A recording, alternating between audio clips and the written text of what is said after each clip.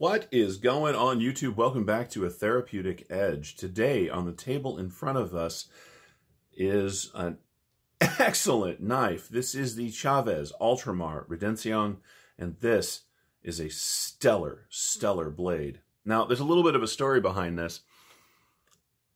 I went to Blade Show this year, as I've mentioned a few times on the channel, and one of the knives I missed was the Chaves Ultramar 229. And that made me very sad. And then I got home from Blade Show and entered a raffle over on Instagram within a week, and I won the thing. This is an amazing knife.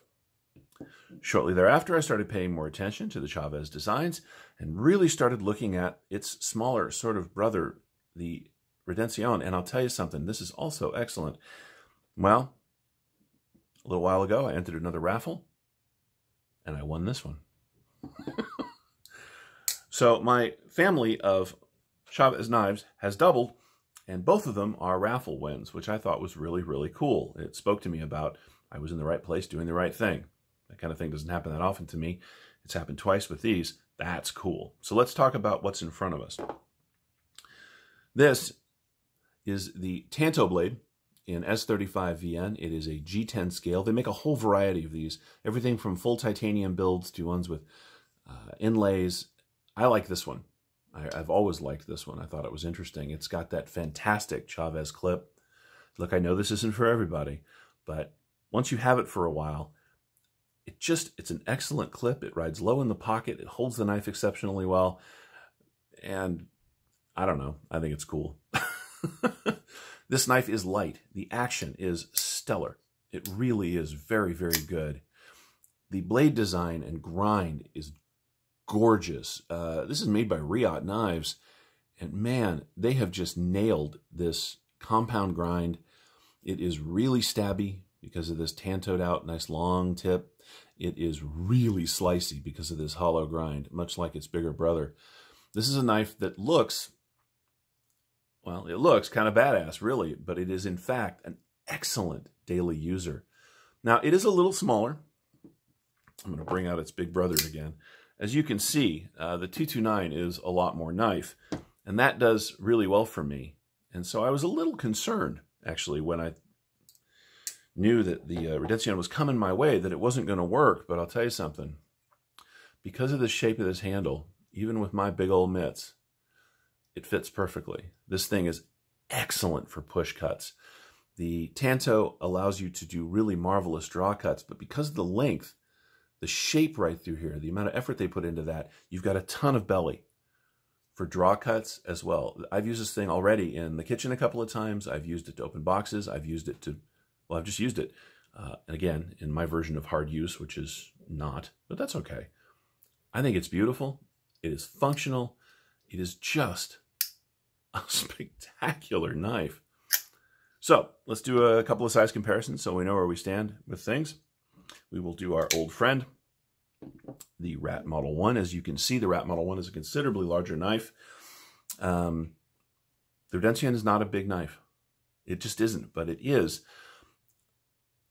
a wonderful knife. It really is good. Let's do it up against the Rat Model 2 just so we can see where we fall out. As you can see, it is bigger than the Rat 2 by quite a bit.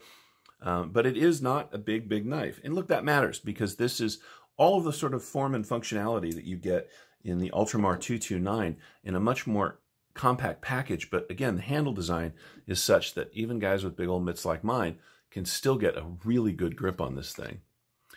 And because of that Tanto sort of shape, I'll tell you what, if gas station fights are your thing, I know, again, they're not mine. This is a stellar knife. Reverse grip is really good. Forward grip is really good. Push cut grip is really good. You can come forward on the blade. It's got this beautiful swedge. It is well done, but not sharp. So there's no effort with your finger. The jimping is a little sharp, I think, for some people, but for me, it just really gets a hold of the thumb. I love this thing.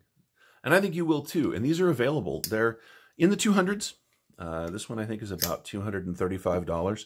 They are available now. Look, if you're looking for a higher end but not wildly high end folding knife with great materials, this is a great way to go. And personally, I think the Chaves designs, are some of the best looking designs on the market today. I really do. This is one of those I'm never going to sell it knives. The Ultramar 229. This thing will be with me forever and ever.